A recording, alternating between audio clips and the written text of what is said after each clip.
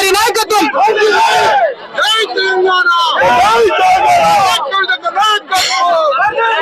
ఇవాళ ఇవాళ ఈ దేశంలో మోడీ గారు అధికారంలోకి వచ్చి ఈ 8 ఏళ్లలో రమణన్ రాని తీసుకొచ్చి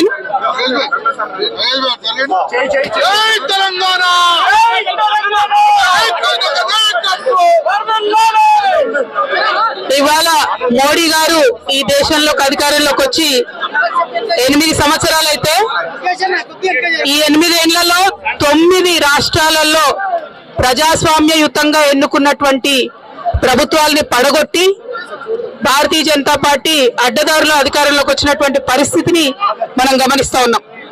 అదేవిధంగా ఏ రాష్ట్రంలో ఎప్పుడు ఎన్నిక జరిగినా కూడా 1 సంవత్సరం ముందు మోడీ వచ్చే కన్నా ముందు ఆ రాష్ట్రానికి ఈడీ పోవడం కూడా మనం గమనిస్తున్నాం.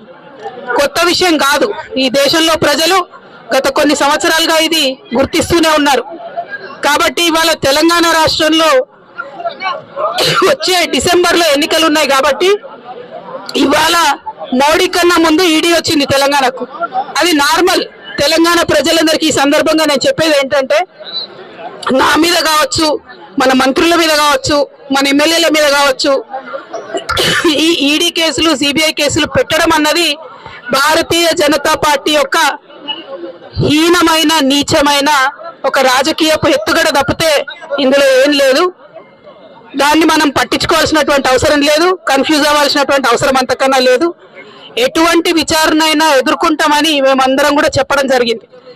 ఏజెన్సీలు వచ్చి ప్రశ్నలు అడిగితే తప్పకుండా జవాబు చెప్తాం. కానీ మీడియాలో లీకులు ఇచ్చి ఏదో నాయకుల యొక్క మంచి పేరు చెడగొట్టాలనే ప్రయత్నం చేస్తే అది ప్రజలు తిప్పికొడతారని ఈ సందర్భంగా గౌరవనీయులు పెద్దలు భారతదేశ ప్రధానమంత్రి మోదీ గారికి నేను విజ్ఞప్తి చేస్తూ, ఈ పందాన్ని మార్చుకోవాలి. ప్రజాస్వామ్యయుతంగా ప్రజల దగ్గరికి వెళ్ళి మనం ప్రజలకు ఏం చేస్తాం అని చెప్పుకొని గెలవాలి. కానీ ఈడీలను, సిబిఐలను ప్రయోగించి గెలవాలనుకుంటే అది మరీ ముఖ్యంగా అత్యంత చైతన్యవంతమైన ప్రజానికం ఉన్న తెలంగాణ రాష్ట్రంలో మీకు సాధ్యపడదని మాత్రం ఈ సందర్భంగా తెలియజేస్తా ఉన్నాను.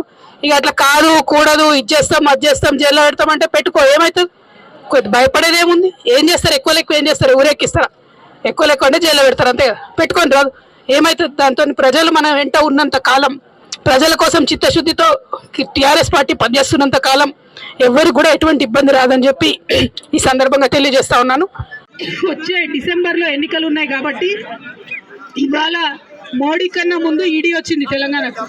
అది నార్మల్. తెలంగాణ ప్రజలందరికీ ఈ సందర్భంగా నేను చెప్పేది ఏంటంటే, నా మీద కావచ్చు, మన మంత్రుల మీద కావచ్చు, మన ఎమ్మెల్యేల మీద కావచ్చు, ఈ ఈడీ కేసులు, సిబిఐ కేసులు పెట్టడం అన్నది భారతీయ జనతా పార్టీ యొక్క హీనమైన, నీచమైన ఒక రాజకీయపు ఎత్తుగడ తప్పితే ఇందులో ఏం లేదు. దాన్ని మనం పట్టించుకోవాల్సినటువంటి అవసరం లేదు, కన్ఫ్యూజ్ అవ్వాల్సినటువంటి అవసరం అంతకన్నా లేదు. ఎటువంటి విచారణ అయినా ఎదుర్కొంటామని మేమందరం కూడా చెప్పడం జరిగింది. ఏజెన్సీలు వచ్చి ప్రశ్నలు అడిగితే తప్పకుండా జవాబు చెప్తాం.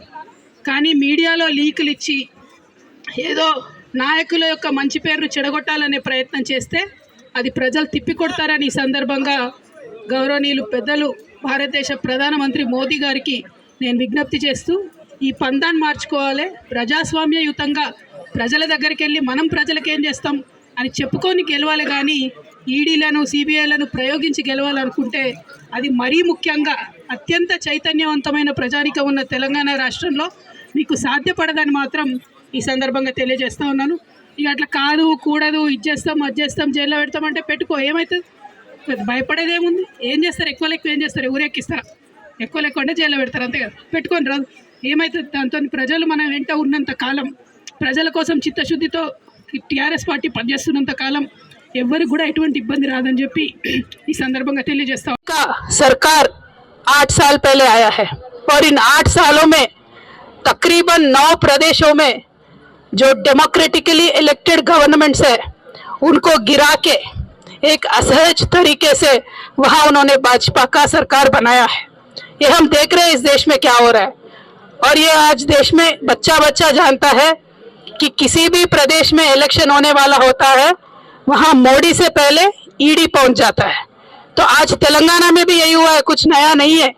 अगले साल हमारे यहाँ हमारे प्रदेश में इलेक्शन है, तो मोदी जी के आने से पहले ईडी वाले आ गए। हमने उनका स्वागत किया, हमने कहा हर तरीके से आपको कोऑपरेट करेंगे। फिर भी ये जो cheap tricks Bharatiya Janata party play करती है, मीडिया में लीक दे दो, नेता के रेपुटेशन खराब कर दो, मैं बोलना चाहती हूँ मोदी जी से विनम्रता से, मोदी जी अगर आपको जेल में डालना है तो डाल लो, कोई टेंशन नहीं है, चले जाएंगे, लेकिन लोगों के लिए काम करना नहीं छोड़ेंगे। बीजेपी के जो फेल्यूर्स है उसको एक्सपोज करना भी नहीं छोड़ेंगे। और आज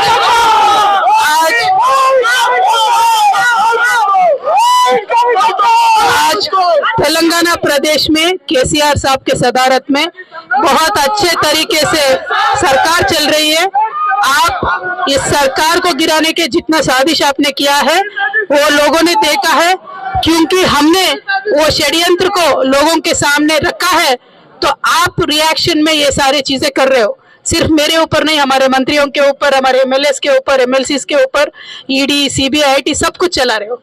हम आपका स्वागत करते हैं, आपसे कोऑपरेट करेंगे, लेकिन आप ये बताइए कि आपने तेलंगाना के लिए क्या किया। बस इससे ज्यादा मैं कुछ नहीं पूछती हूँ। We welcome the agencies, we will absolutely cooperate with them and we are not scared of anything. Thank you. जय तेलंगाना। मैं एक विनती करना चाहती हूँ, इस देश में मोदी जी का सरकार 8 साल पहले आया है और इन 8 सालों में तकरीबन 9 प्रदेशों में जो डेमोक्रेटिकली इलेक्टेड गवर्नमेंट्स है उनको गिरा के एक असहज तरीके से वहाँ उन्होंने भाजपा का सरकार बनाया है। ये हम देख रहे हैं इस देश में क्या हो रहा है, और ये आज देश में बच्चा बच्चा जानता है कि किसी भी प्रदेश में इलेक्शन होने वाला होता है वहाँ मोदी से पहले ईडी पहुँच जाता है। तो आज तेलंगाना में भी यही हुआ है, कुछ नया नहीं है। अगले साल हमारे यहाँ हमारे प्रदेश में इलेक्शन है, तो मोदी जी के आने से पहले ईडी वाले आ गए। हमने उनका स्वागत किया, हमने कहा हर तरीके से आपको कोऑपरेट करेंगे। फिर भी ये जो cheap tricks Bharatiya Janata party play करती है, मीडिया में लीक दे दो, नेता के रेपुटेशन खराब कर दो, मैं बोलना चाहती हूँ मोदी जी से विनम्रता से, मोदी जी अगर आपको जेल में डालना है तो डाल लो, कोई टेंशन नहीं है, चले जाएंगे, लेकिन लोगों के लिए काम करना नहीं छोड़ेंगे। बीजेपी के जो फेल्यूर्स है उसको एक्सपोज करना भी नहीं छोड़ेंगे। आज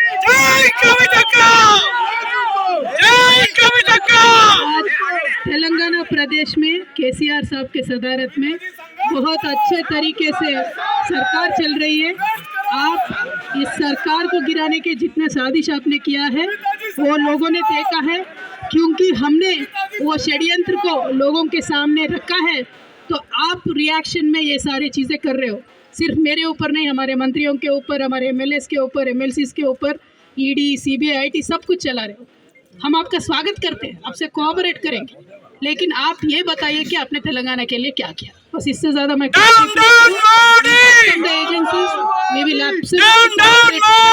we are not scared of anything. Thank you. जय तेलंगाना।